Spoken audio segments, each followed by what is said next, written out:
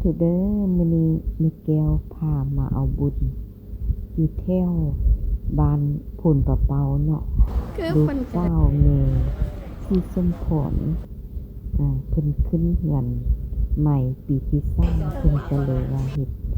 ตักบาตรแม่แก้วก็ได้มาเพาะมาโมนำเพิ่นแล้วก็มีหมู่กองครูอนุบาลกลุ่มแม่ๆเนี่ยเนาะพอดีมาพอกันหลายคนโมทนาสาธุบุญนำกันเด้อฟังเทศน์ฟังธรรมเอาบุญนำกันเด้อทุกคนสารตานัตตายธรรมมิกาเตจะปสิทธิปสิเทวานารายปารมิสุราสิทธิพรหมจะอินทยาตุโลกาคัมปิรักกาสมุทธาภูตุงคังคาจะสารัมภชัยยาปสิทธิปาวันตุเตชัยชัยทรณิรานิอุทาติ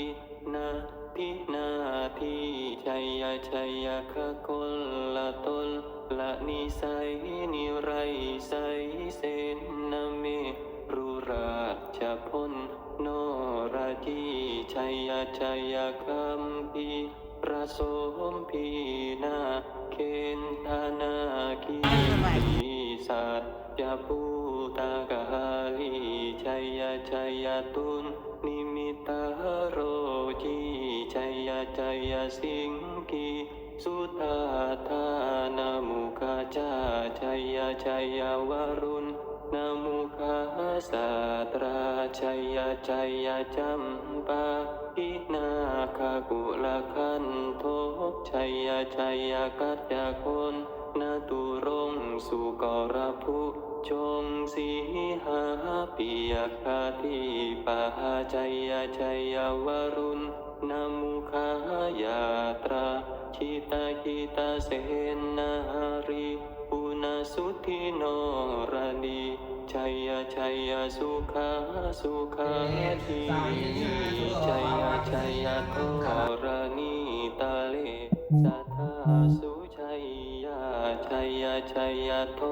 รานีสันตินสัทธาชัยชัยมังการารัญญาภาวะเกชัยชัยวรุณนายเกชัยชัยรักขเสสุรภูชาเตหลังจากฟังเทศน์ฟังธรรมมัดเข้ามัดแค้นแล้วก็เย็นไหวน้อยนึงเนาะเพื่อเป็นสิริมงคลก็บ่ได้กินเหล้าดอกหมู่กองพบกันก็กับยกตำแก้วกันขอหอมปากหอมคอแล้วก็กลับบ้านเนาะเด้อหมดนี้ก็สิขอจบคลิปแต่เพียงเท่านี้เด้อขอให้ทุกคนมีโชคมีลาภมีโชคมีชัยที่ได้เห็นคลิปนี้อย่ามีสาธุนำกันบ๊ายบายโอเคโอกาสหน้าพบกันอีก